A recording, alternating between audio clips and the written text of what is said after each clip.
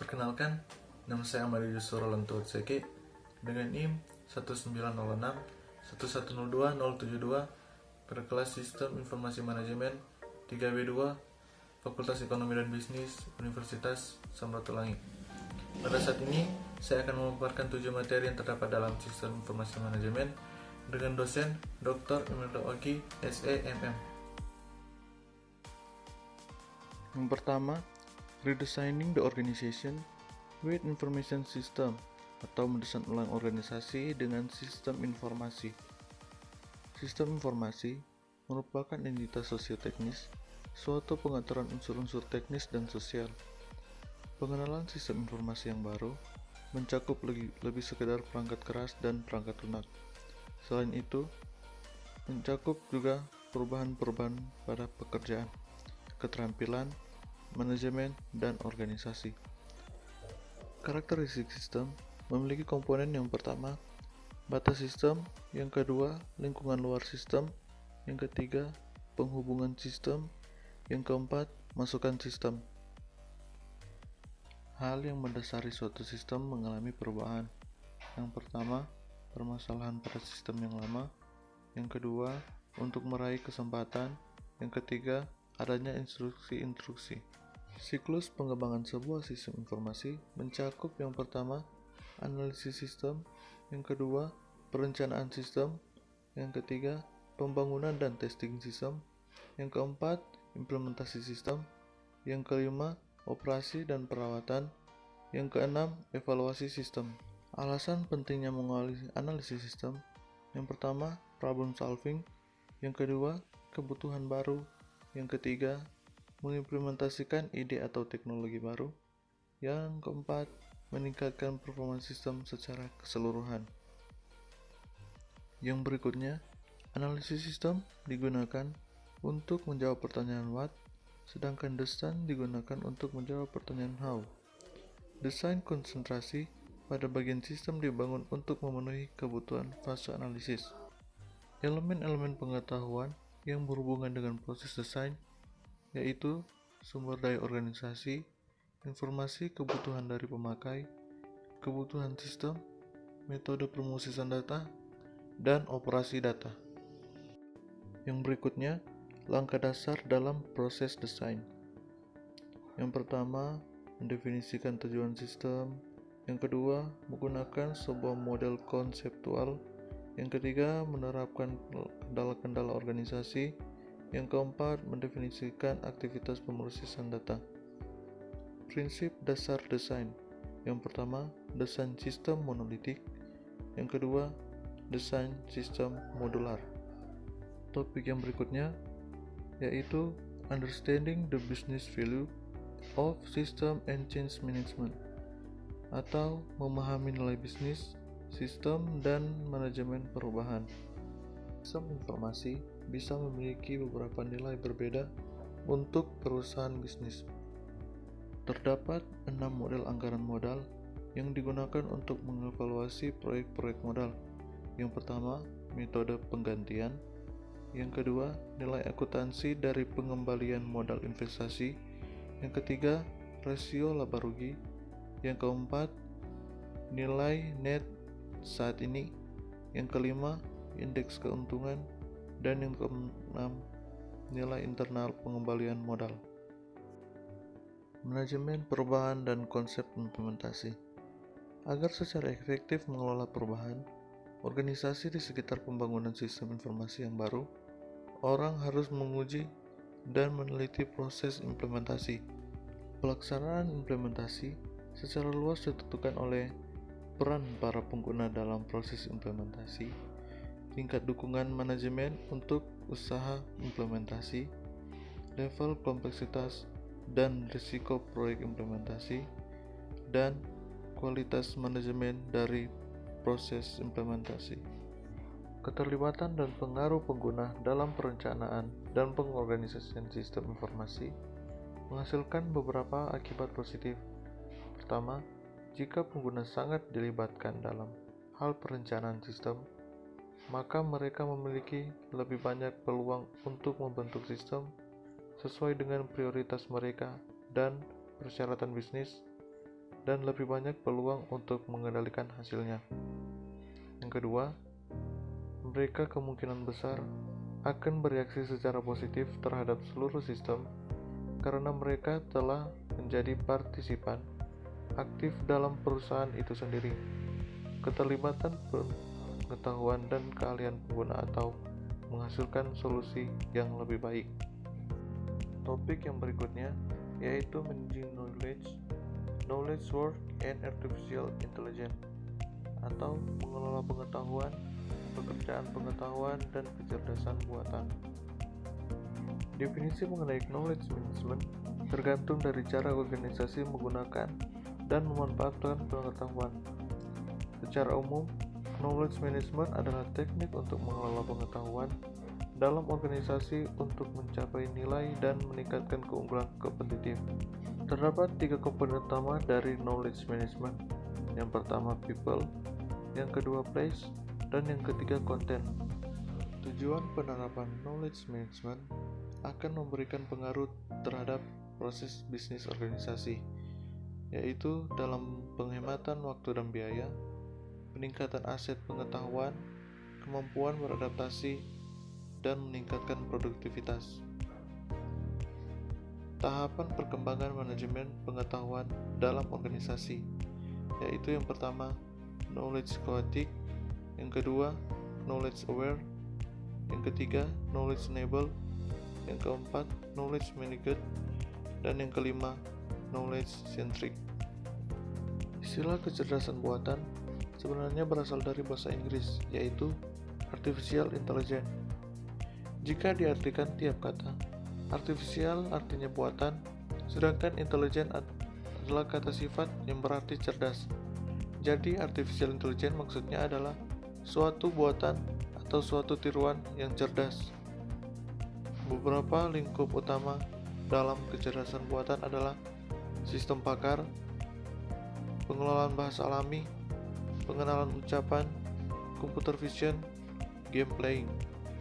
Yang berikutnya, pendekatan perkembangan artificial intelligence atau kecerdasan buatan menganut beberapa prinsip. Yang pertama, strong artificial intelligence.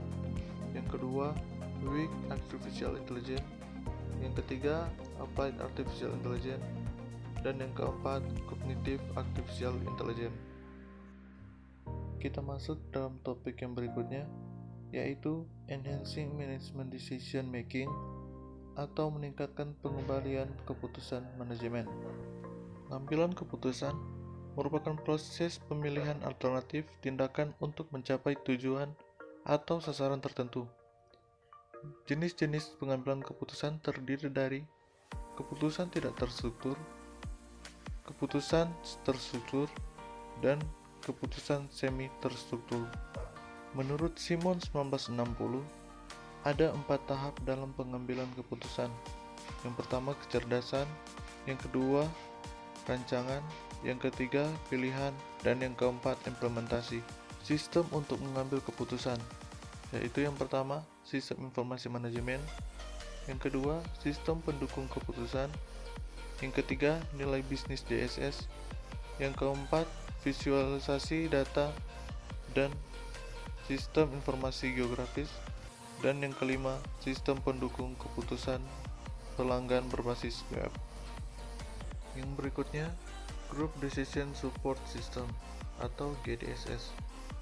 GDSS adalah sistem interaktif berbasis komputer yang digunakan untuk memfasilitasi penyelesaian masalah tidak terstruktur oleh kelompok pengambilan keputusan yang bekerjasama sebagai satu kelompok. GDSS mempunyai 3 elemen dasar. Yang pertama, peranti keras, yang kedua, peranti lunak, dan yang ketiga, peserta. Topik yang berikutnya yaitu Information System Security and Control atau keamanan dan kontrol sistem informasi. Yang dimaksud dengan keamanan sistem pada pembahasan ini mengacu pada perlindungan terhadap semua sumber daya informasi perusahaan dari ancaman oleh pihak-pihak tidak berwenang. Tujuan keamanan dimaksud untuk mencapai 3 tujuan utama, yaitu kerahasiaan, ketersediaan, dan integritas. Tiga langkah pengendalian akses dicapai melalui suatu proses. Yang pertama, identifikasi user. Yang kedua, pembuktian keaslian user. Yang ketiga, otoritas user. Pentingnya pengendalian sistem informasi. Betapa pentingnya informasi dalam kehidupan manusia, sehingga informasi yang datang tidak boleh terlambat, tidak boleh berat sebelah, harus bebas dari kesalahan-kesalahan, dan relevan dengan penggunanya, sehingga informasi tersebut menjadi informasi yang berkualitas dan berguna bagi pemakainya.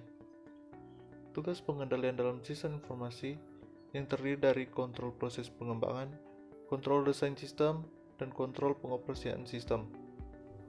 Topik yang berikutnya yaitu Ethical and Social Impact of Information System, atau dampak etis dan sosial dari sistem informasi. Etik merujuk pada sebuah prinsip benar dan salah yang digunakan seseorang yang bertindak sebagai pelaku moral yang bebas untuk membuat keputusan untuk mengarahkan perilakunya. Etika dalam masyarakat informasi. Etika adalah suatu masalah bagi manusia yang memiliki kebebasan untuk memilih. Etika adalah tentang pilihan masing-masing orang. Terdapat 4 pokok utama. Yang pertama, konsep dasar, yang terdiri dari tanggung jawab, akuntabilitas, liabilitas. Dan yang kedua, analisis etika. Yang ketiga, prinsip etika kandidat. Dan yang keempat, kode etik profesi. Dampak positif dan negatif dari teknologi informasi. Dampak positifnya adalah yang pertama, sebagai media yang dapat menghemat biaya. Yang kedua, internet sebagai media komunikasi. Yang ketiga, media untuk mencari informasi atau data. Dan yang keempat, perdagangan.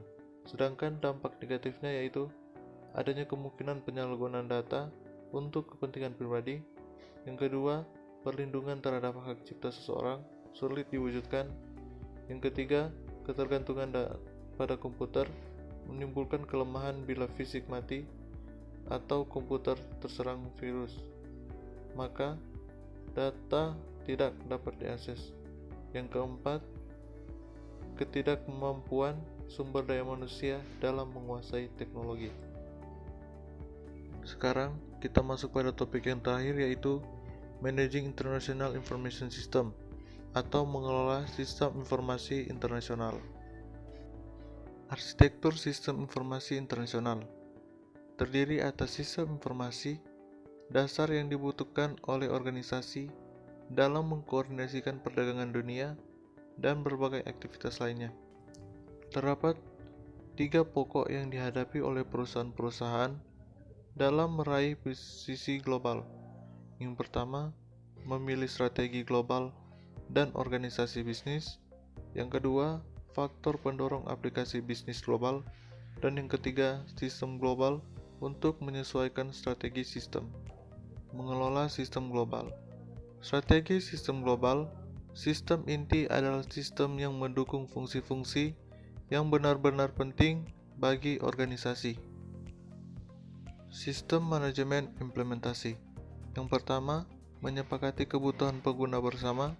Yang kedua, membawa perubahan ke dalam proses bisnis.